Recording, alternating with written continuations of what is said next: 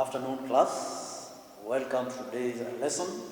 I'm Teacher Daniel Jenga, and I'll be taking you through history from 3. And before we continue, we start our lesson, it's good to remind ourselves about the regulations that are given by the Ministry of Health, because currently, we are facing a situation, so it's good to remember often to sanitize and also maintain a social distance so that we may take care of ourselves and our friends. Our today's lesson will be European invasion of Africa and the process of colonization. And our subtopic will be the Scramble for and Partition of Africa. You will be a witness that it's a very interesting topic, because it will not only leave us better positioned, but well informed about why, or even give us an answer as to why most African countries are referred to as third world countries. It's also going to give us a deeper insight into why, or even a deeper insight into the circumstances surrounding the current socio-political and economic situation in Africa, Kenya among other African countries. This is a topic that is going to take us back to Form 1, where we covered a topic titled The Contact Between East Africa and the Outside World up to the 19th century. When we were looking at that topic in Form 1, we were well informed that African communities used to interact at various levels. They could interact through intermarriages, they could interact during warfare or even inter-community raids, and also they interacted during trade. And you remember that most of the trading activities at that time were concentrated around or even along the East African coast, because of the accessibility of that region by the sea.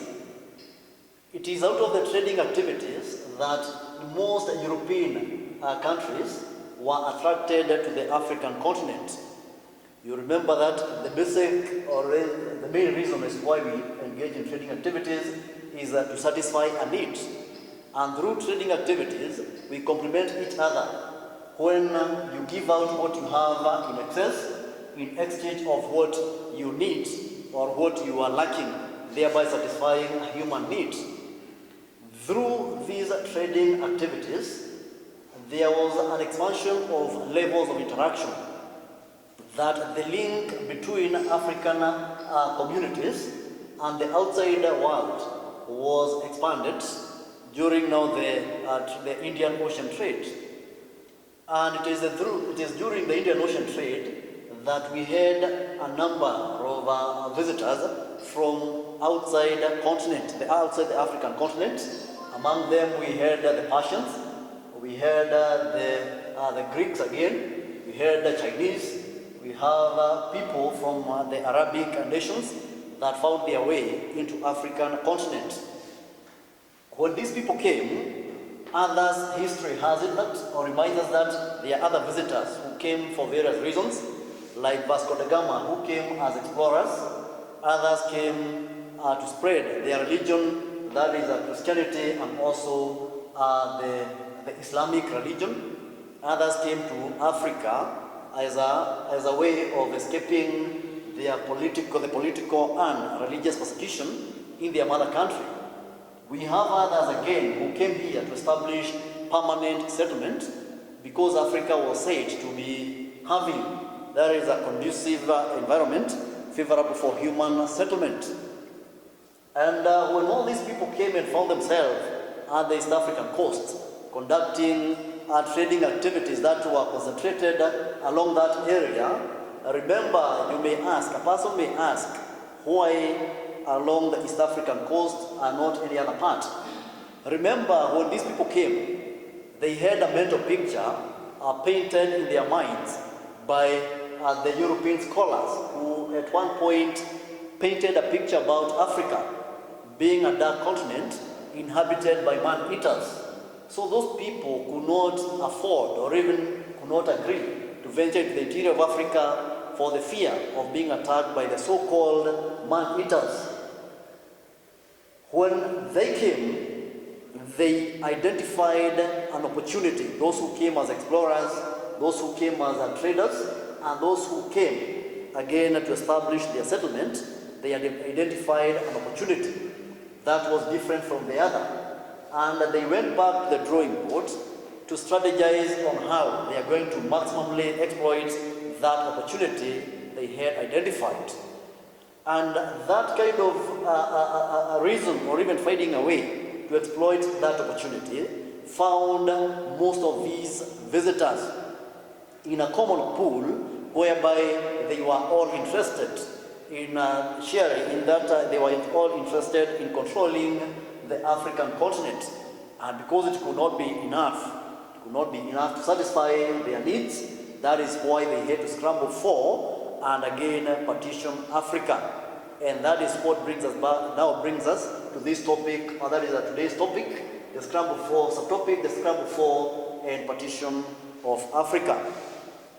We had a number of visitors who came here, as we have said, and when they started fighting, or even trying to ask who is going to control where, or who is going to dominate which part of the African continent, they came to an agreement that the African cake was not enough, and they could not allow a single state to control or dominate over Africa as a continent.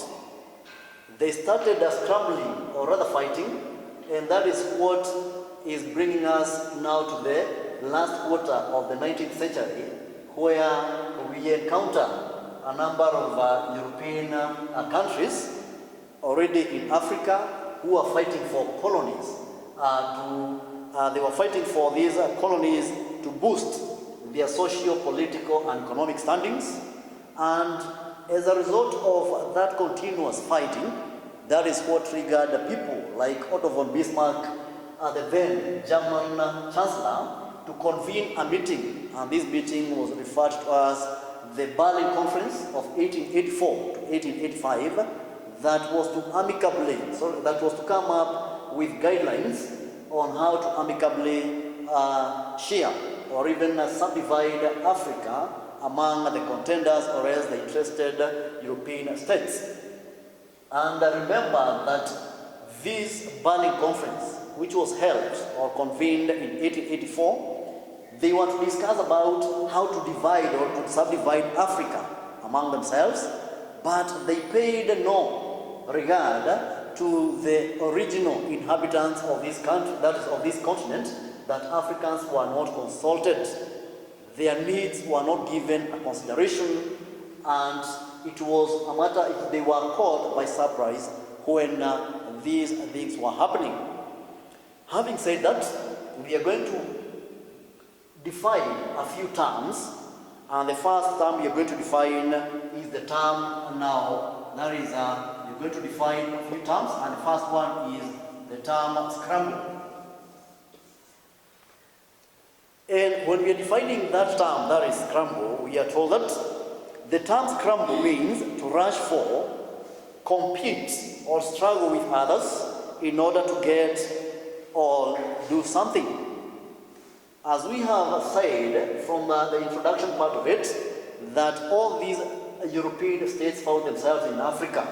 And because each and everyone wanted to control a section or rather a share of this African region, they had to fight. And that is when we are reminded that Charles Darwin, in the theory of creation, in his theory of origin, that is when he reminded us about the struggle for us, the survival for the fittest, and that is what was left. That is what was left for these European states, that they had to fight, and only the strongest could survive. So they had to scramble, or else they had to fight and compete in order to control the African continent. The other term is now scramble for Africa.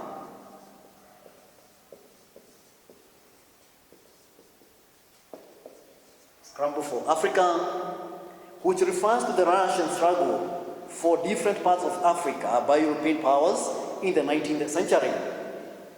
It also refers to the rush and struggle for European powers to take up and control different parts of Africa, as we have said. The other term we are going to come across or define is the term partition. There is a partition, and partition basically means to divide something among people or to apportion something among contenders or competitors, as we have said that Africa could not equally meet the needs of each and every interested European state. So they had to be partitioned so that each could get a share and satisfy their needs. The term partition of Africa,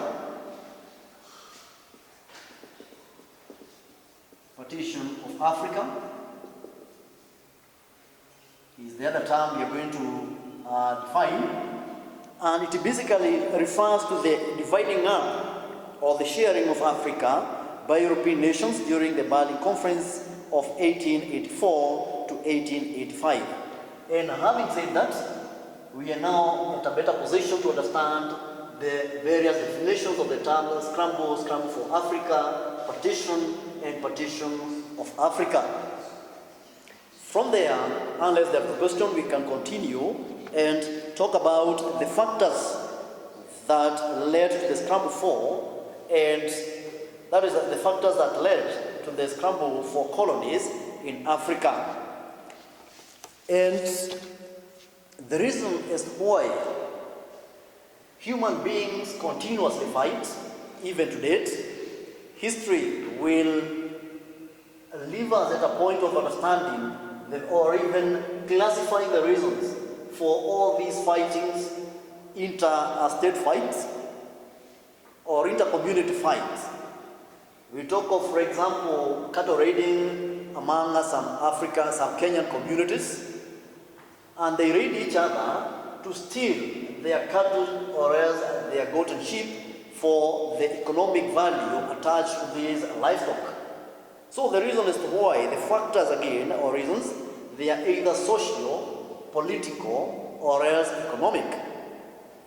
And we are going to look at the first, for today we are going to look at the first category of the factors that led to the scramble for colonies, that is for the scramble and partition of Africa, and we're going to outline a few of them.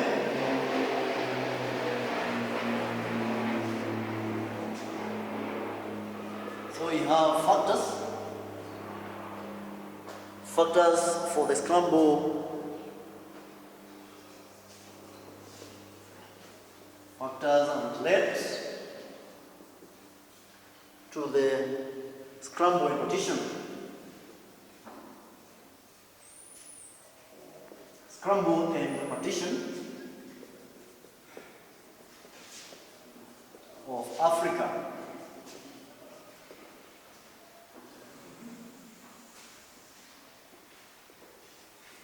We have said they can be economic factors. They are also social factors. They were also political, and also they were strategic factors.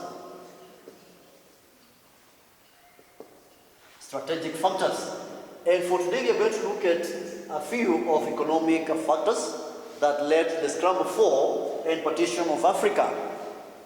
And the first economic factor we are going to come across is that there is a need for raw materials.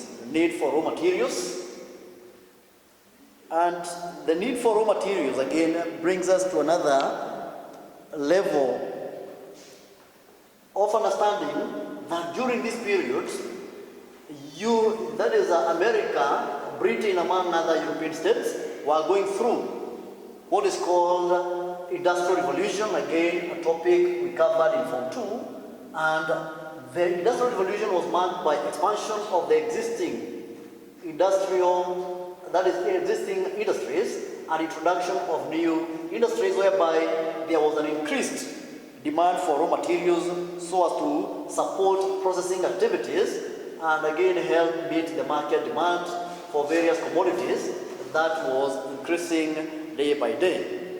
And for today, we are going to leave it at that, and I will give you an assignment that you explain the various economic activities that led to the Scramble for and Partition of Africa. Thank you for your time.